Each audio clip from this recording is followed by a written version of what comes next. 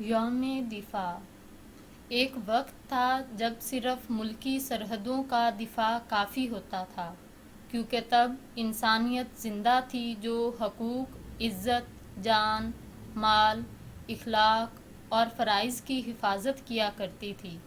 لیکن اب انسانیت مر گئی ہے اور ان سب چیزوں کی بقا خطرے میں ہے، لہٰذا اب ہمیں خود کھڑے ہونا ہوگا ان کے دفاع کے لیے، کیونکہ ویسا وقت تقریباً آ ہی چکا ہے جیسا آپ صلی اللہ علیہ وسلم کی آمد سے پہلے عرب کا ہوا کرتا تھا۔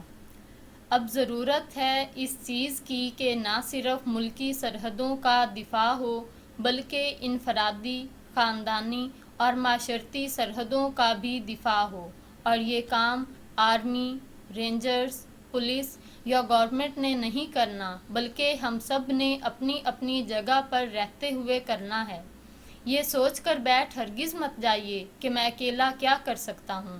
آپ اکیلے بھی بہت کچھ کر سکتے ہیں۔ آپ نے صرف اپنی ذاتی سرحدوں کی حفاظت کرنی ہے، اور وہ یہ ہے کہ آپ کی ذات سے دوسروں کا نقصان نہ ہو۔ آپ نے ملکی وسائل کا بیجا استعمال نہیں کرنا، بلکہ دوسروں کے لیے ان کی حفاظت کرنی ہے۔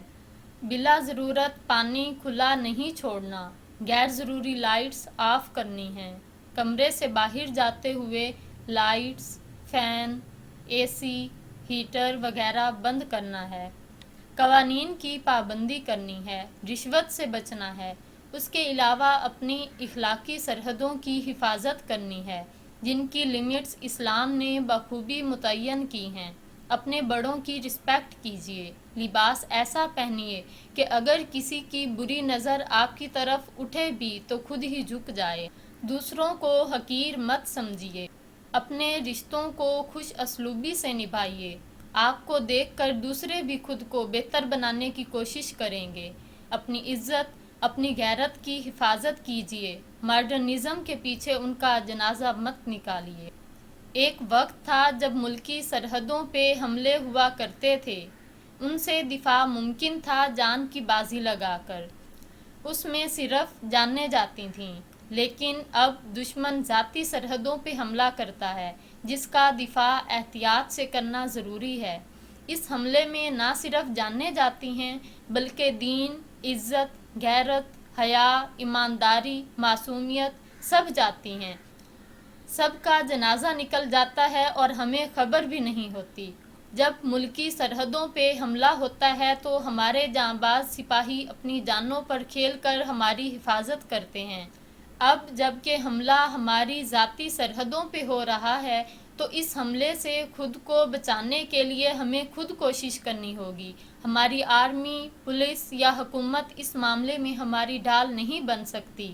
یہ ہماری انفرادی جنگ ہے اور ہم نے خود ہی یہ جنگ لڑنی ہے۔ کیا ہم اس کا مقابلہ کریں گے؟ سوال کیجیے اپنے آپ سے، کیا آپ جیتنا چاہتے ہیں یا ہار مان کر دشمن کے اشاروں پہ ناچنا ہے؟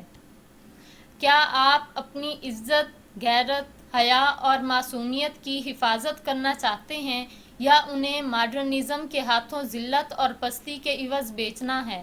آپ کیا چاہتے ہیں؟ فیصلہ آپ کے ہاتھ میں ہے۔ عزت یا ذلت، حیا یا بے حیائی، معصومیت یا بربریت، غیرت یا… آپ سمجھ ہی گئے ہوں گے۔ میرے اس پیغام کے پیچھے چھپے پیغام کو تو آپ سمجھ ہی گئے ہوں گے۔ اب اس پیغام پہ عمل کرتے ہیں یا نہیں، یہ آپ پہ منحصر ہے۔ شکریہ۔